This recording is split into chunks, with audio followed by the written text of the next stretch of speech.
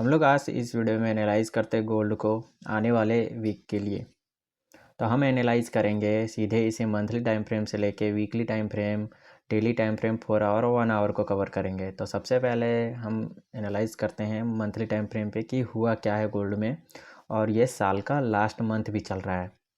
तो इसको एनालाइज़ करने से पहले हम थोड़ा सा देख लेते हैं कि साल का कैंडल कैसे बनता है। 12 मंथ की एक कैंडल बनती है, तो कैंडल कैसे बनता है।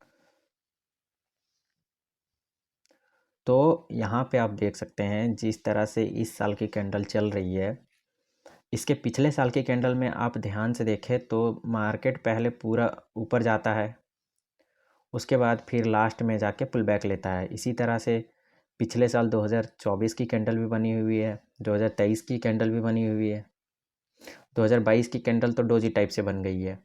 ये वाली हो गई 2022 की कैंडल, जो डोजी टाइप से बन गई है। लेकिन उसके बाद की कैंडल जो है 2023 की कैंडल, वो ऊपर जाने के बाद थोड़ा सा नीचे करेक्शन लिया है, जिसके अकॉर्डिंग इसमें थोड़ी सी वीक बनी हुई है लास्ट में। तो ये वीक तो लास्ट में ही बनी हुई है।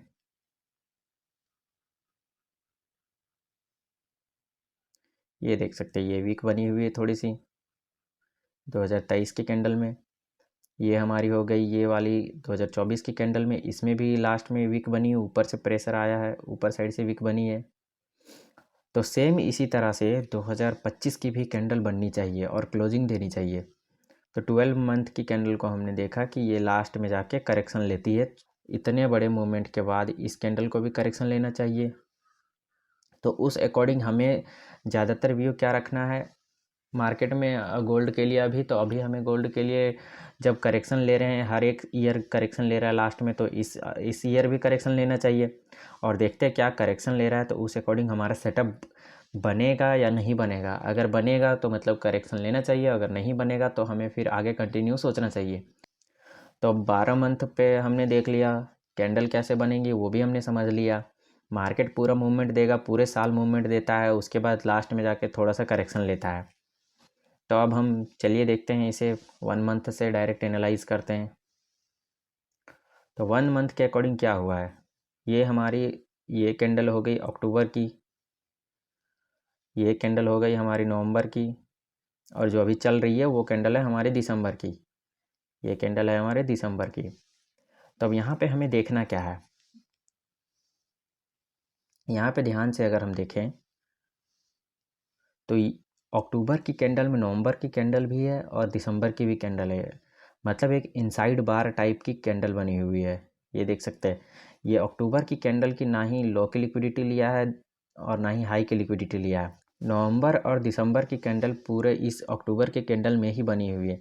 ना ही इसके ऊपर की लिक्विडिटी ली है कैंडल हाई की लिक्विडिटी, या ना ही कैंडल लो की लिक्विडिटी ली है। दोनों में से कुछ भी नहीं लिया है नवंबर की कैंडल और दिसंबर की कैंडल ने। तो इसके अकॉर्डिंग हमें क्या करना चाहिए, हमें यहाँ पे अब इंटरनल स्ट्रक्चर प्ले करना चाहिए। क्योंकि अगर हाई की लिक्विडिटी ले लेता मार्केट, ये हाई की लिक्विडिटी अगर मार्केट ले लेता तो फिर हम अप साइड की ओर सोचते, या तो लो की लिक्विडिटी ले लेता तो हम डाउन साइड की सोचते, या तो फिर सेटअप के अकॉर्डिंग अप या डाउन की सोचते। ये तीनों कैंडल का फॉर्मेशन हो जाता है कि इनसाइड बार के टाइप से। तो इस तीनों कैंडल का फॉर्मेशन इनसाइड बार के टाइप से हो गया, तो हमें यहाँ पे इंटरनल स्ट्रक्चर प्ले करना होगा। इंटरनल स्ट्रक्चर तो अभी हम मंथली टाइम फ्रेम के अकॉर्डिंग क्या हमें लग रहा है कि ये अप साइड जाना चाहिए। तो क्या ये अप साइड जाएगा? इससे पहले हमने देखा कि लास्ट में पूरे ईयर के लास्ट में मार्केट थोड़ा सा करेक्शन लेता है। तो उस अकॉर्डिंग हम क्या चाहेंगे कि मार्केट इस बारी भी, इस साल भी थोड़ा सा करेक्शन ले। तो इससे हमारा व्यू का क्या बन गया कि मार्केट नीचे आए।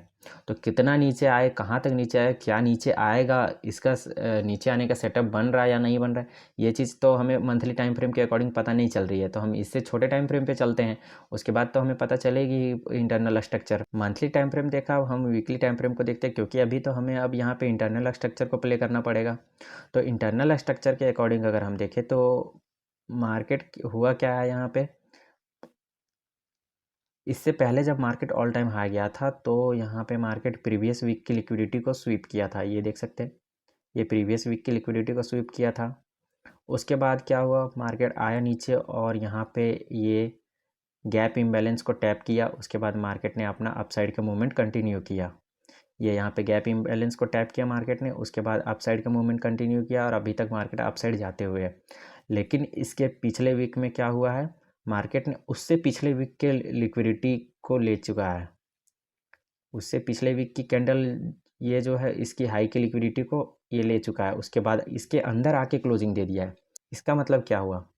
इससे हम ये समझ सकते हैं कि मार्केट ने यहाँ पे कोई लास्ट पीओआई है जिसको टैप किया मार्केट ने, उसके बाद नीचे आके क्लोजिंग दे दिया।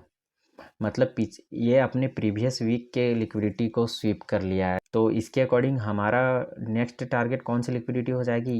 एक तो ये लिक्विडिटी हो जाएगी और दूसरा ये ऑर्डर ब्लॉक हो जाएगा। ये हमारा नेक्स्ट टारगेट हो जाएगा। तो हम क्या चाहेंगे कि मार्केट को अगर नया साल स्टार्ट करना है या फिर ऑल टाइम हाई जाना है, तो मेरे अकॉर्डिंग मार्केट को क्या करना चाहिए? जैसे कि यहाँ पे ये गया लिक्विडिटी, यहाँ पे लास्ट पीओआई टैप किया छोटे टाइम फ्रेम पे, क्योंकि बड़े टाइम फ्रेम पे तो कुछ दिख नहीं रहा है।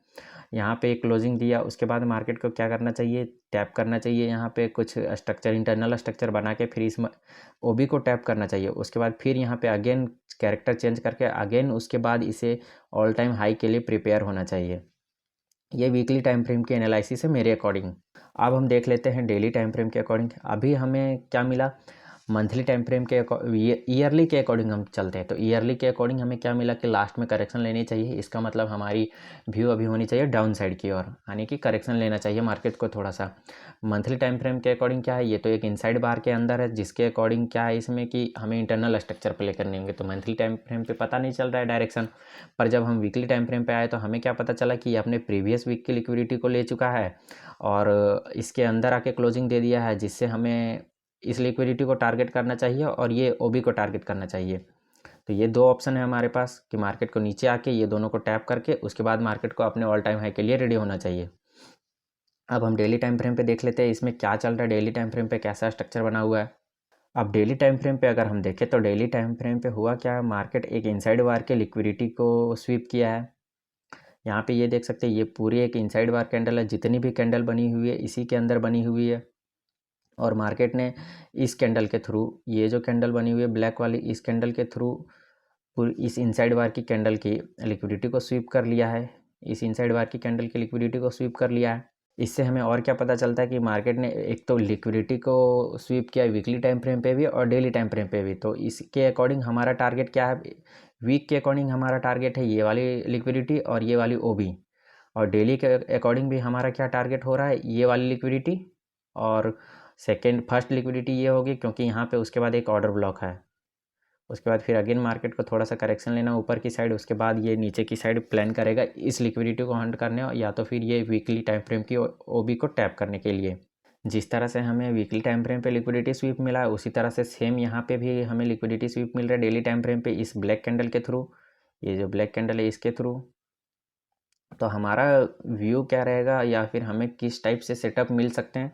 तो हमें मिल सकते हैं मार्केट यहाँ पे जब लिक्विडिटी स्वीप कर लिया तो हम चाहेंगे कि मार्केट यहाँ पे थोड़ा सा आए, करेक्शन ले, अगेन करेक्शन ले, इस टैप करे इसे, अगेन यहाँ पे कुछ ओबी वगैरह बनाए, उसके बाद इस लिक्विडिटी को वीकली टाइम फ्रेम की लिक्विडिटी को हंट करें। क्योंकि हमारे लिए यहाँ पे ज़्यादा मैटर करता है बड़े टाइम फ्रेम को एनालाइज करना, उसके पीओआई को टैप करना। तो इस अकॉर्डिंग हमारा टेम्पलेट हो सकता है डेली टाइम फ्रेम का।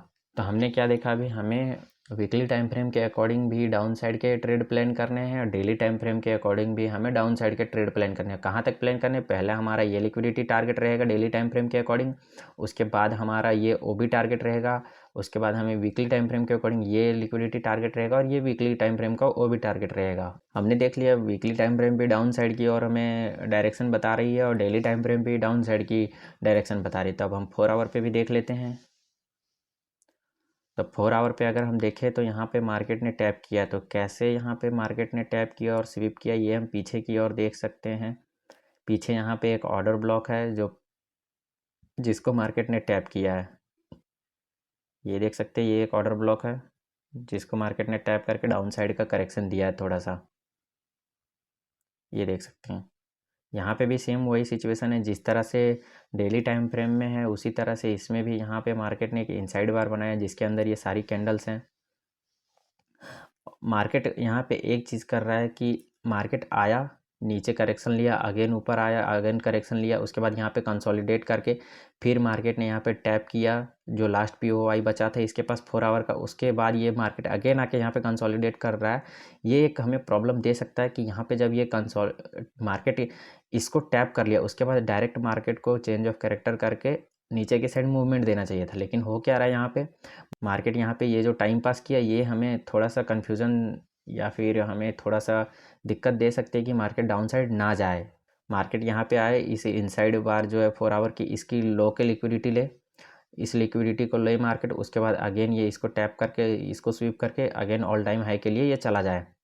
तो इस चीज़ की क्लियरिटी हमें 1 आवर पे मिल जाएगी, क्या ये जाएगा ऊपर अभी या फिर नीचे ही रह जाएगा। तो इसके लिए हम चलिए देखते हैं 1 आवर।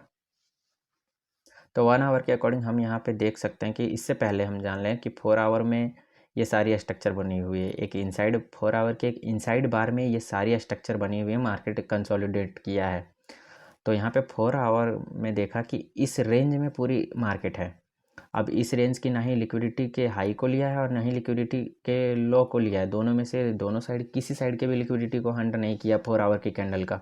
पूरी की पूरी एक इनसाइड बार के ही अंदर जो भी मार्केट मूवमेंट दिया है वो पूरा किया है और उसके बाद मार्केट क्लोज हो गया। पर यहाँ पे 1 आवर पे हमें क्या देखने को मिल रहा है, यहाँ पे एक ओबी है। अगर मार्केट को अप साइड जाना है तो मैं टेम्पलेट बताता हूँ, अप साइड जाना है तो मेरे अकॉर्डिंग क्या होना चाहिए। यहाँ पे मार्केट को अप साइड जाने के लिए इसको टैप किया, अब यहाँ पे छोटे टाइम फ्रेम पे ये अपना चेंज ऑफ कैरेक्टर करेगा, उसके बाद भी हमें ट्रेड नहीं लेने हैं। हमें क्या करना है, इसके ब्रेक होने का वेट करना है। ये जो है इसके ब्रेक होने का वेट करना है। अगर अप साइड के लिए और जाता है, इसके ब्रेक होने के बाद हम अप साइड के ट्रेड की प्लान करेंगे, जो हमें यहाँ पे ओबी वगैरह मिल जाएंगे। यहाँ पे हमें ओबी वगैरह मिल जाएंगे, उसके अकॉर्डिंग हम यहाँ पे अप साइड के ट्रेड प्लान करेंगे, नहीं तो फिर हम अभी अप साइड के ट्रेड प्लान नहीं कर रहे हैं। और डाउन साइड के लिए जो सेफली प्ले करते हैं वो अभी वेट कर ले, वो ज़्यादा बेटर रहेगा। वो इसकी ब्रेक होने का वेट कर सकते हैं, इस चीज़ को ब्रेक होने का वेट कर सकते हैं, क्योंकि ये ब्रेक हो सकता है। ये एक लो रेसिस्टेंस ऑर्डर ब्लॉक है, वीक ऑर्डर ब्लॉक है, सिंपल समझे तो हम ये एक वीक ऑर्डर ब्लॉक है जिसके कारण इसके ब्रेक होने के ज़्यादा चांसेस है। और मार्केट अभी वीकली के अकॉर्डिंग भी डाउन साइड है, डेली के अकॉर्डिंग भी डाउन साइड है। तो 4 आवर तो इनसाइड बार है, तो इसमें हमें इंटरनल स्ट्रक्चर प्ले करने पड़ेंगे। और अभी मार्केट फिर 1 आवर के अकॉर्डिंग यहाँ पे अप साइड भी बता रहे हैं, डाउन साइड भी बता रहे हैं। अप साइड का तो मैंने आपको बता दिया कैसे क्या करना है। डाउन साइड के लिए मार्केट को यहाँ पे ओपन होना है, सिंपल मार्केट यहाँ ओपन हुआ, थोड़ा सा कंसोलिडेट करना है मार्केट को, थोड़ा सा कंसोलिडेट करने के बाद मार्केट को इस ओबी को यूज़ करना है, इस ऑर्डर ब्लॉक को यूज़ कर लेना है मार्केट को।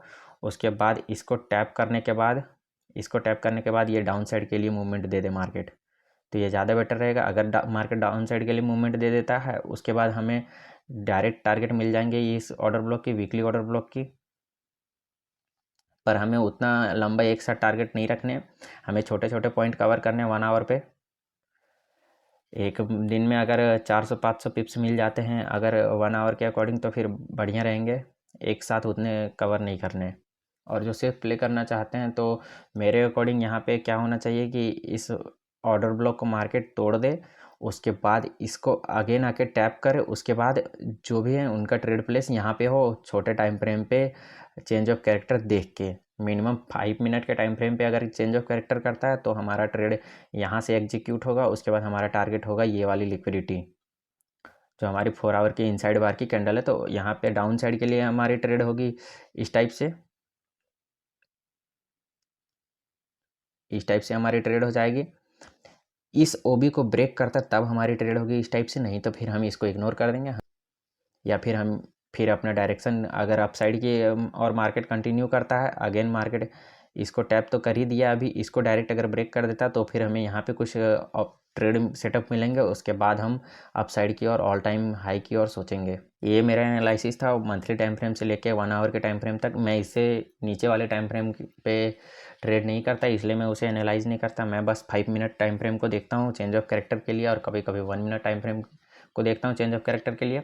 आने वाली बाकी सारी अपडेट्स आपको शॉर्ट वीडियो के थ्रू मिल जाएंगी, जिसमें मैं ये सारे स्ट्रक्चर को प्ले करूँगा। तो मिलते हैं फिर नेक्स्ट वीक के फोरकास्ट के लिए।